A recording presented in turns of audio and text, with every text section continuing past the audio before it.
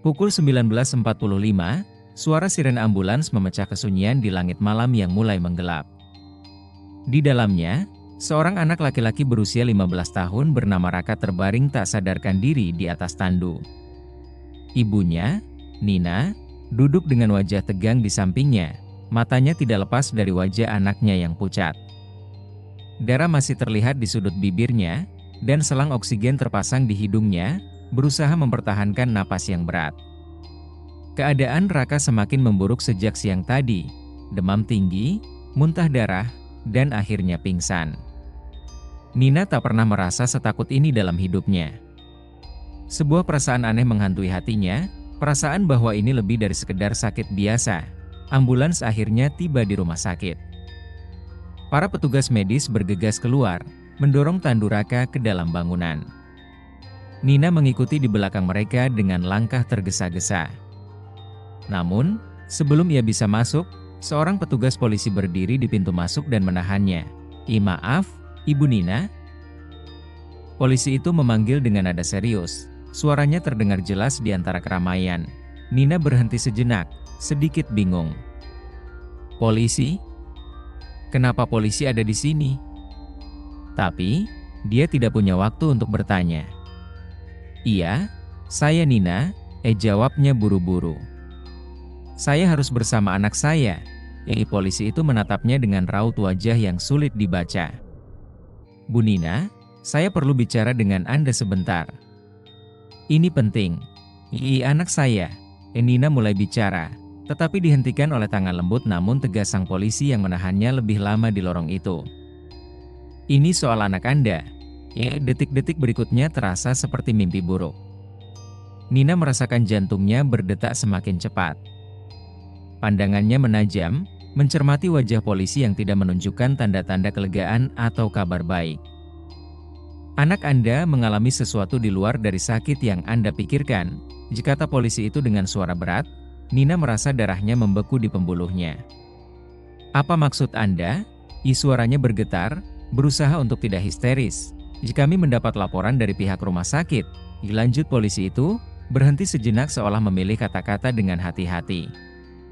"Bahwa anak Anda mungkin telah diracuni." Diracuni?" Nina mundur satu langkah, seolah-olah kata itu sendiri telah menghantamnya seperti pukulan keras di perut. "Tidak mungkin. Siapa yang mau melakukan itu pada Raka? Dia hanya anak-anak." Polisi itu tampak ragu sejenak, lalu melanjutkan, "Kami juga menemukan sesuatu yang mengarah ke penyelidikan lebih dalam. Di tubuh anak Anda ditemukan jejak zat berbahaya, dan..." Polisi menarik napas panjang. Ada kemungkinan ini bukan kecelakaan." Nina merasa dunia di sekelilingnya runtuh. Kakinya terasa lemas, dan dia harus berpegangan pada dinding terdekat agar tidak jatuh. "Bukan kecelakaan? Maksud Anda ini disengaja?" Polisi itu mengangguk, tatapannya penuh simpati. "Kami masih dalam tahap penyelidikan awal, tapi bukti awal menunjukkan bahwa ini adalah perbuatan yang direncanakan." Kata-kata itu menusuk Nina lebih dalam dari yang bisa dia bayangkan. Bagaimana mungkin? Siapa yang bisa melakukan hal sekejam ini kepada anaknya? Apakah seseorang benar-benar berusaha membunuh Raka? Namun, polisi belum selesai. "Ibu, kami juga menemukan sesuatu yang lain," katanya dengan lebih hati-hati. "Kami menemukan pesan, tertulis di selembar kertas kecil di saku anak Anda." Nina menatap polisi itu dengan tidak percaya. "Pesan apa?" Dengan perlahan, polisi itu mengeluarkan selembar kertas dari saku seragamnya. "Kami sedang menganalisis pesan ini lebih lanjut, tapi isinya sangat mengganggu." Ia membuka kertas itu dan membacakan kalimatnya. "Jikamu tahu apa yang sudah kamu lakukan, ini adalah balasanmu." Nina merasa tubuhnya menggigil. Suara polisi itu terus bergaung di benaknya, tetapi logika Nina tidak bisa menerima apa yang baru saja ia dengar. "Balasan? Untuk apa?" Nina bergumam, lebih kepada dirinya sendiri daripada polisi di depannya. "Saat ini, kami belum bisa memastikan. Tapi ada indikasi bahwa anak Anda mungkin terlibat dalam sesuatu yang berbahaya."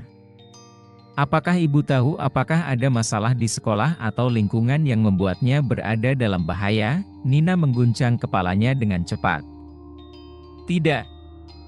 Raka bukan tipe anak yang akan terlibat dalam masalah besar. Dia anak baik. Dia fokus pada sekolah, main basket. Dia tidak punya musuh, namun, di balik kepanikan Nina, ingatan akan minggu-minggu terakhir mulai kembali.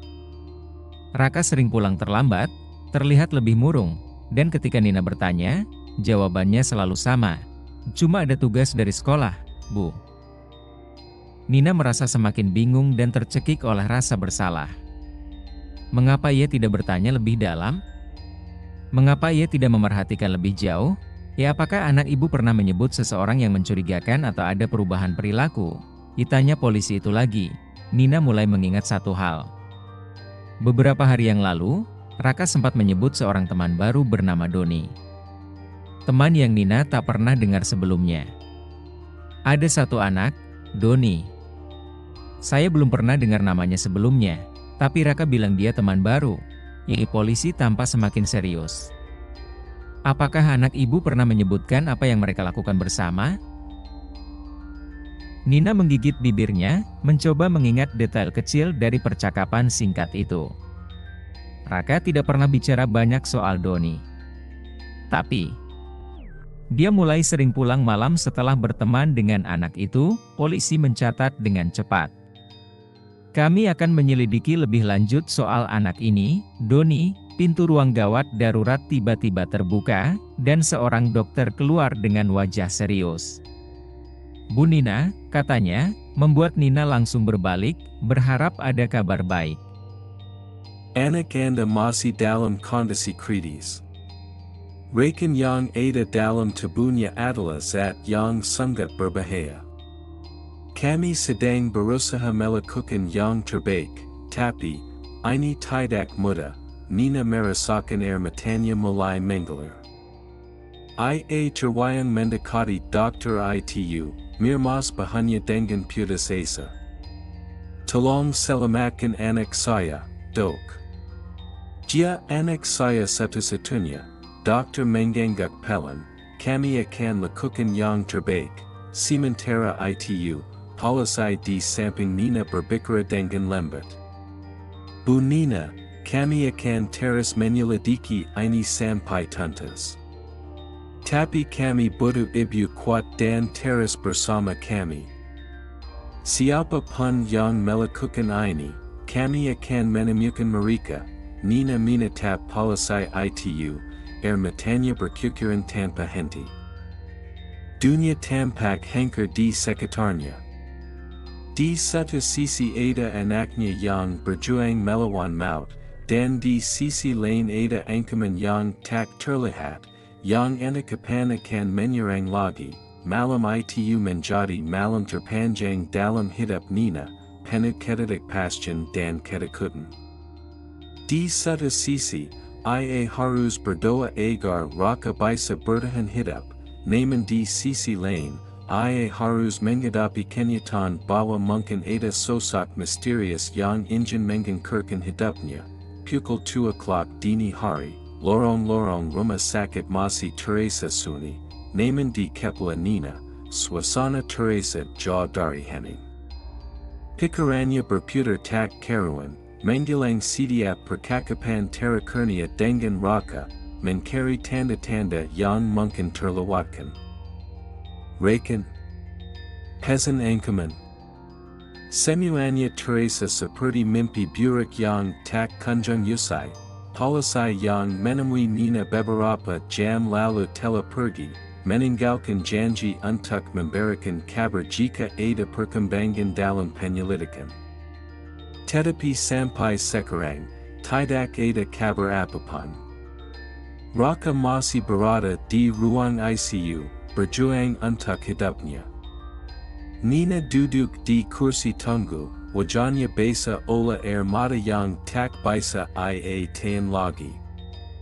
Di genggamannya, sebuah rosario yang ia bawa kemana-mana, diplek erat seperti satu-satunya tali yang menahannya dari jurang keputusasaan. Anak Anda masih dalam kondisi kritis. Racun yang ada dalam tubuhnya adalah zat yang sangat berbahaya. Kami sedang berusaha melakukan yang terbaik, tapi ini tidak mudah. Nina merasakan air matanya mulai mengalir. Ia terhuyung mendekati dokter itu, meremas bahunya dengan putus asa. "Tolong selamatkan anak saya, Dok. Dia anak saya satu-satunya." Ya, dokter mengangguk pelan. "Kami akan lakukan yang terbaik." Ya, sementara itu, polisi di samping Nina berbicara dengan lembut. "Bu Nina, kami akan terus menyelidiki ini sampai tuntas.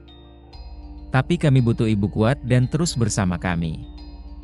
Siapapun yang melakukan ini, kami akan menemukan mereka."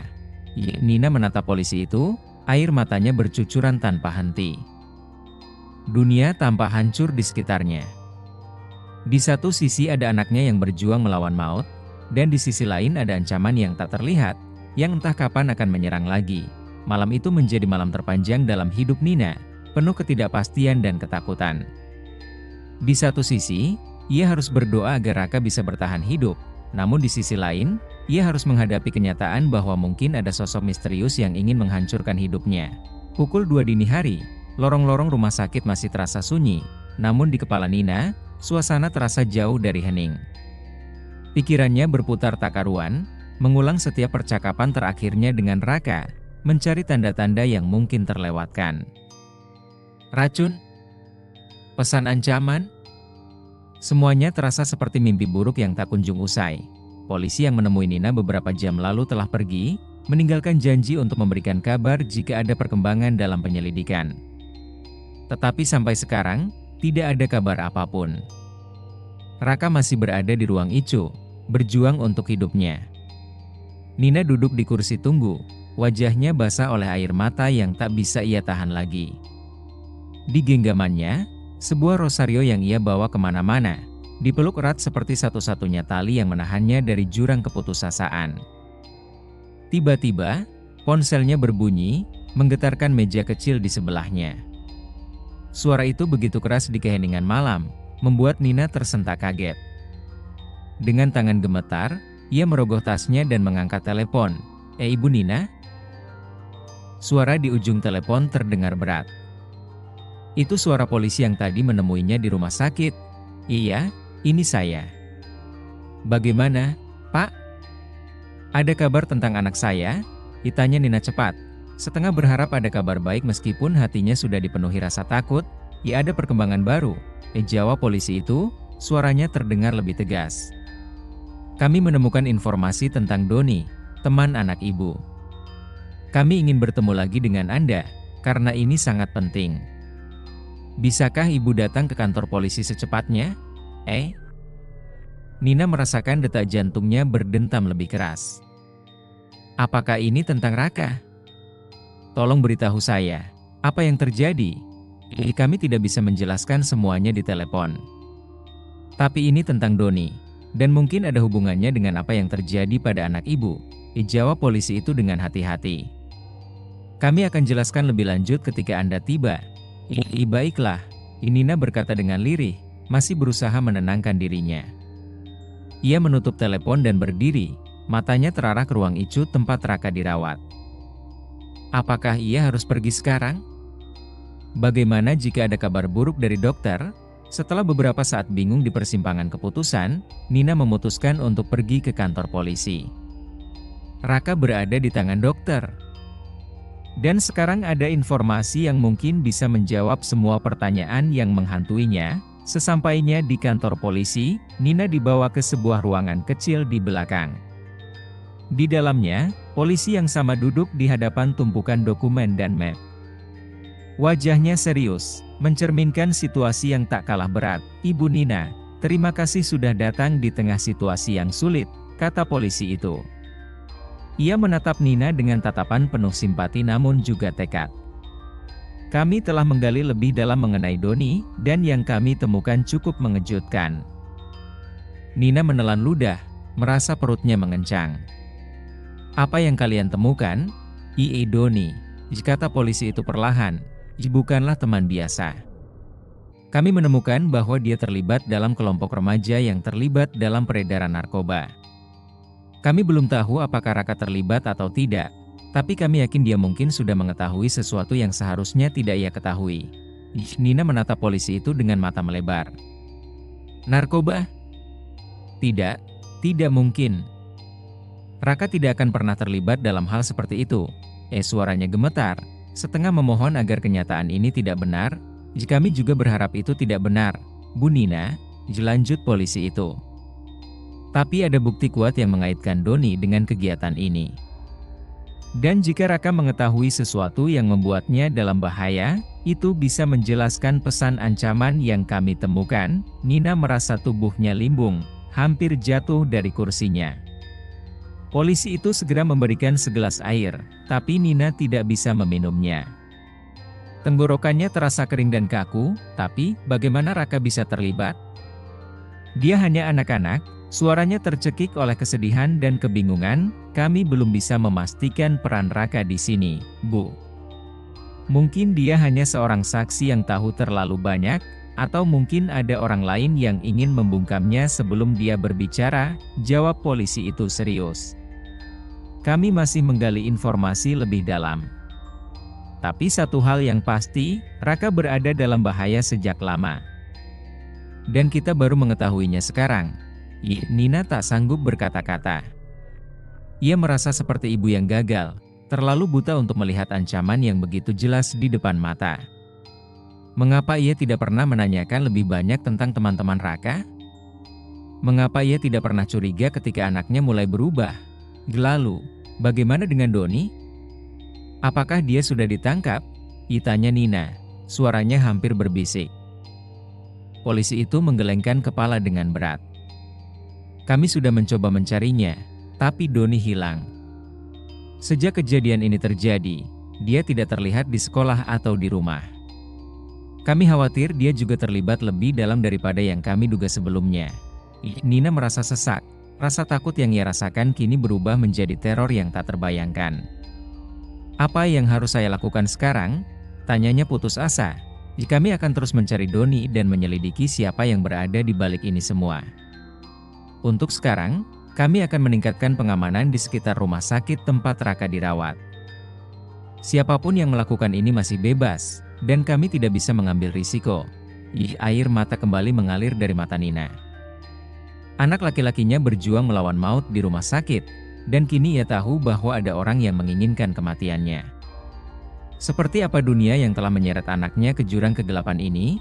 Nina bangkit dari kursinya, terhuyung-huyung menuju pintu. Saya harus kembali ke rumah sakit, katanya lemah. Polisi itu mengangguk dengan penuh pengertian. Kami akan segera memberi kabar jika ada perkembangan baru. Kami akan memastikan anak ibu aman. Saat Nina melangkah keluar dari kantor polisi dan kembali menuju rumah sakit, pikirannya hanya berpusat pada satu hal. Bagaimana mungkin semua ini terjadi pada keluarganya? Bagaimana mungkin anaknya yang tak berdosa menjadi target dari sesuatu yang begitu mengerikan? Ketika dia tiba kembali di rumah sakit, langit sudah mulai cerah. Tapi di dalam hatinya, malam itu belum berakhir. Ia menatap pintu icu di mana Raka masih terbaring, dan berjanji pada dirinya sendiri. Apapun yang terjadi, ia tidak akan berhenti sampai anaknya kembali selamat di sisinya. Pukul 4.30 pagi, Nina masih duduk di luar ruang icu. Ia hampir tidak bisa memejamkan mata, rasa kantuk diselimuti kekhawatiran yang menggerogoti hatinya. Setiap detik terasa seperti jam, dan dalam setiap tarikan napasnya, ia berdoa, berharap dokter akan keluar dengan kabar baik. Beberapa kali, dokter dan perawat masuk dan keluar dari ruang icu, namun tak ada satupun yang mendekatinya.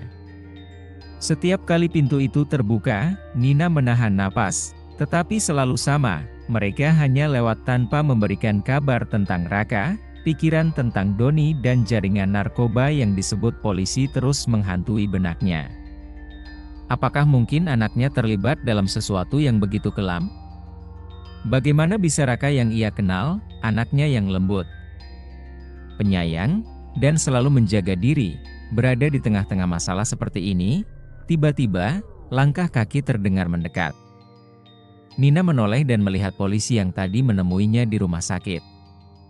Ia datang bersama seorang wanita muda, berpakaian rapi dengan wajah tegas. Mereka berhenti di depan Nina. "Ibu Nina," isapa polisi itu, kali ini dengan lebih lembut. "Ini adalah Detektif Sari, yang akan membantu menangani kasus ini. Kami sudah mendapatkan beberapa perkembangan penting yang perlu ibu ketahui."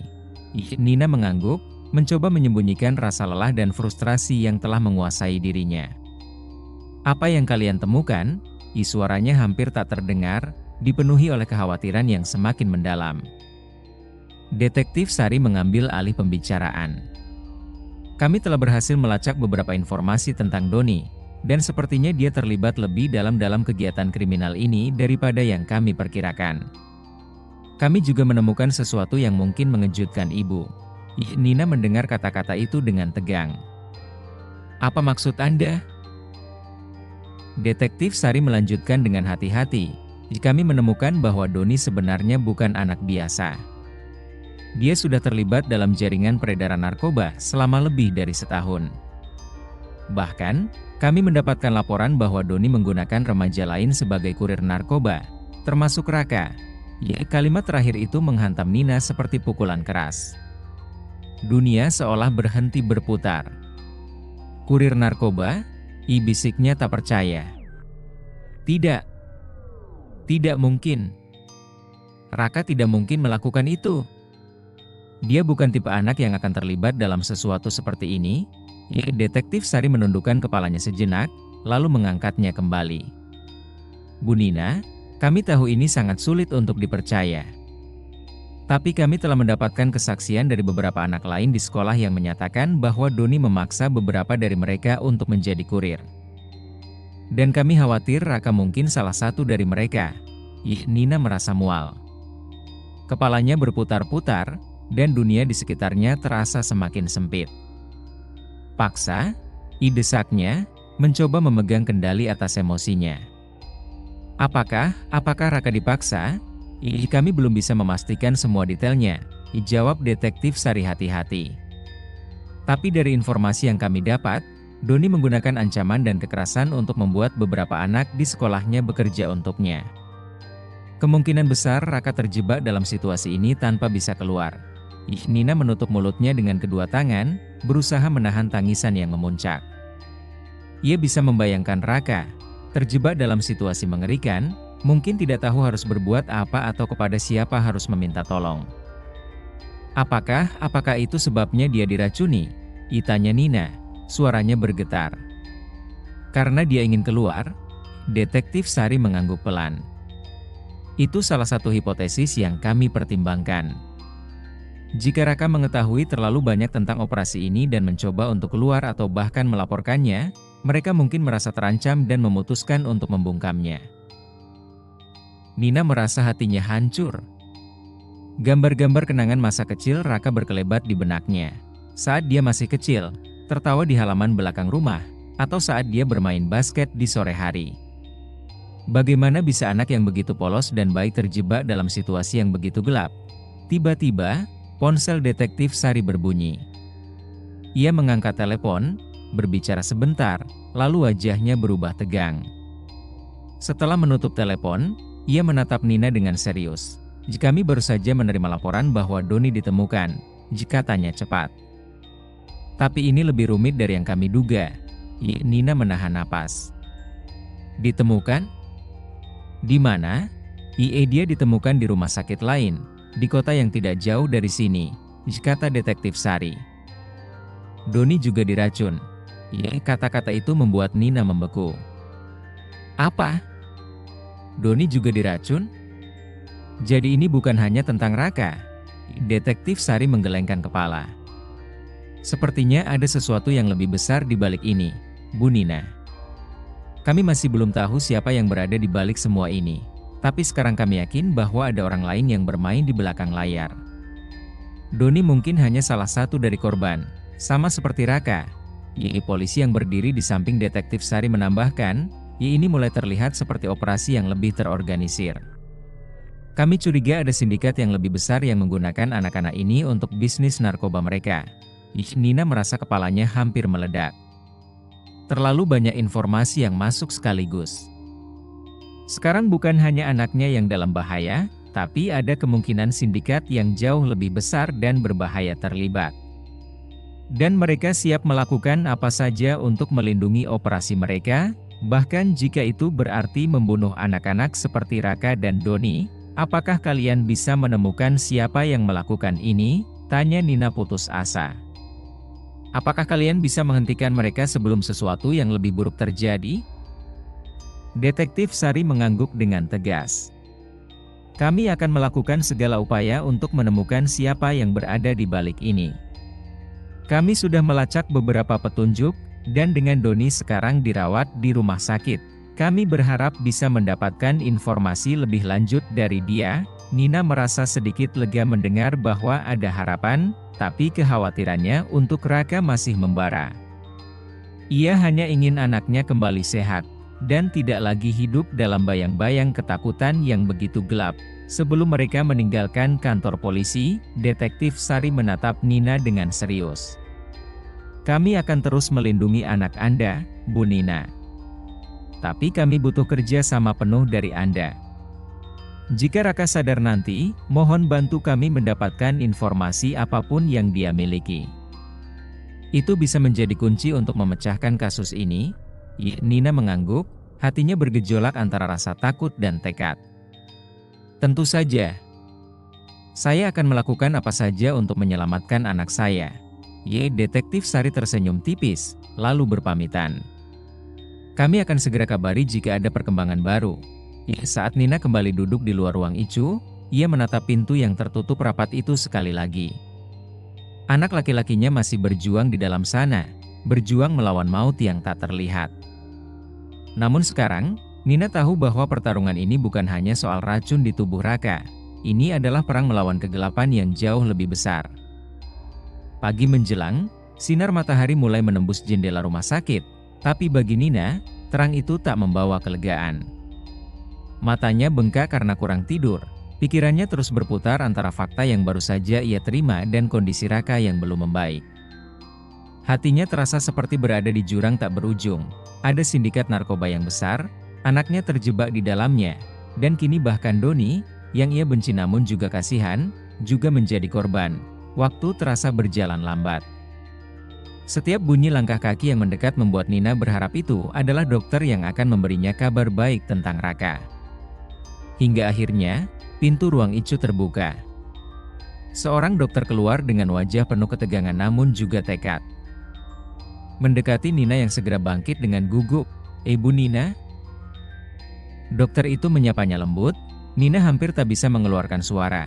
Tapi ia memaksa dirinya untuk bertanya, "Bagaimana keadaan Raka, Dok?" Dokter menarik napas dalam-dalam sebelum menjawab, "Raka dalam kondisi kritis, tapi kami berhasil menstabilkannya untuk saat ini. Kami telah mengeluarkan sebagian besar racun dari tubuhnya, tapi proses pemulihannya akan sangat panjang dan sulit. Sekarang, kita hanya bisa menunggu bagaimana tubuhnya merespons." Hati Nina tersayat mendengar kata-kata dokter itu. Stabil, tapi belum aman. Apakah dia akan sadar? Suaranya hampir bergetar. "Kami berharap begitu," jawab dokter itu, tatapannya penuh simpati. "Tapi tidak ada jaminan. Kami terus memantau, dan jika dia melewati 24 jam ke depan tanpa komplikasi lebih lanjut, peluangnya akan semakin besar." Nina mengangguk lemah, mencoba menerima apa yang dikatakan dokter. "Terima kasih, Dok. Terima kasih telah melakukan yang terbaik untuk anak saya." Dokter itu mengangguk, lalu kembali ke dalam ruangan Icu. Setelah pintu itu tertutup, Nina duduk kembali, kepalanya tertunduk dalam kebingungan dan ketidakberdayaan. Semua rasa takut yang ia simpan selama ini terasa begitu dekat, begitu nyata. Sebuah bayangan gelap terus menghantuinya. Bagaimana jika Raka tidak pernah sadar? Bagaimana jika ia tidak sempat mendengar anaknya berbicara lagi? Dan lebih buruk lagi, bagaimana jika ada orang lain yang ingin menyelesaikan apa yang sudah mereka mulai? Di tengah rasa putus asa itu, ponselnya bergetar lagi. Nina terkejut, setengah berharap itu adalah Detektif Sari dengan kabar baik. Namun ketika ia melihat layar ponselnya, hatinya melonjak. Itu adalah pesan dari nomor tak dikenal. Pesan itu singkat dan mengerikan, "Anakmu tahu terlalu banyak. Jangan ikut campur atau kau akan kehilangan dia selamanya." Nina terdiam, tubuhnya membeku. Tangannya gemetar saat membaca pesan itu berulang kali. Ancaman ini nyata, dan mereka tahu di mana dia berada. Siapapun yang mengirim pesan ini, mereka mengawasi Nina, mengawasi Raka, pikirannya berpacu. Apakah ini sindikat yang disebut polisi? Apakah mereka yang telah meracuni Raka, dan kini mencoba menekan Nina agar tidak melibatkan polisi lebih jauh? Tiba-tiba, rasa takut yang selama ini bersarang dalam dirinya berubah menjadi amarah. Mereka sudah menyakiti anaknya. Mereka sudah membuat hidupnya hancur berantakan. Sekarang, mereka berani mengancamnya langsung, tanpa berpikir panjang. Nina menghubungi Detektif Sari. Suara Detektif Sari terdengar tegas di telepon saat Nina menjelaskan tentang pesan ancaman itu. "Kami akan mengirim tim untuk melindungi Anda dan anak Anda segera," kata Detektif Sari. "Ini berarti sindikat merasa terancam dengan penyelidikan kami." Ancaman ini menunjukkan bahwa Raka mungkin memegang informasi yang sangat penting. Informasi? Maksud Anda, Raka tahu siapa yang melakukan semua ini? Tanya Nina, mencoba memahami betapa dalam anaknya terjebak. "Itu mungkin saja," jawab Detektif Sari. "Anak Anda mungkin terlibat lebih dari yang kita duga, atau setidaknya, dia tahu sesuatu yang cukup untuk membahayakan sindikat ini." Pesan ancaman itu adalah tanda mereka panik. Apakah Raka dalam bahaya? Tanya Nina dengan suara yang hampir tak terdengar. Untuk sekarang, kami akan memastikan pengamanan diperketat. Kami akan memindahkan Raka ke tempat yang lebih aman jika perlu, jawab Detektif Sari dengan tegas. Tapi satu hal yang pasti, mereka tidak akan berhenti hanya dengan mengancam. Kami harus bertindak cepat. Tak lama setelah telepon berakhir, beberapa petugas keamanan mulai berdatangan di rumah sakit.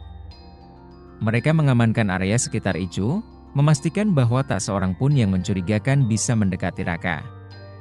Tapi meski ada penjagaan ekstra, Nina tidak bisa merasa benar-benar aman.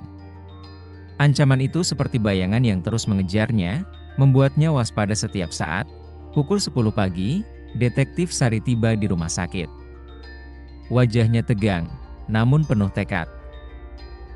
"Kami sudah mengamankan beberapa petunjuk tambahan dari Doni," katanya, membuka pembicaraan. "Sepertinya ada seseorang di dalam jaringan sindikat ini yang sangat berkuasa, dan mereka tidak akan segan untuk melakukan apapun demi menjaga rahasia mereka tetap tersembunyi." "Siapa orang itu?" tanya Nina, penasaran dan cemas. "Kami masih menyelidikinya, tapi ada beberapa nama yang muncul dalam interogasi. Kami curiga ada sosok besar yang mengendalikan operasi ini dari belakang layar. Kami juga mendapat informasi bahwa Raka mungkin telah mendengar atau melihat sesuatu yang seharusnya tidak dia ketahui, yang membuatnya menjadi target." Nina mengangguk, mendengar setiap kata dengan seksama. Kini, ia merasa Raka bukan hanya korban dari kekejaman ini, tetapi juga kunci untuk menghancurkan jaringan berbahaya tersebut.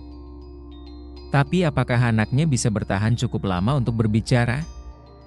Atau apakah sindikat itu akan berhasil membungkamnya sebelum kebenaran terungkap? Waktu terus berjalan, dan setiap detik terasa semakin berat. Nina tahu bahwa pertempuran ini belum berakhir. Raka mungkin masih dalam bahaya besar, dan ancaman itu tidak hanya akan berhenti pada satu pesan. Namun, satu hal yang pasti, Nina tidak akan mundur.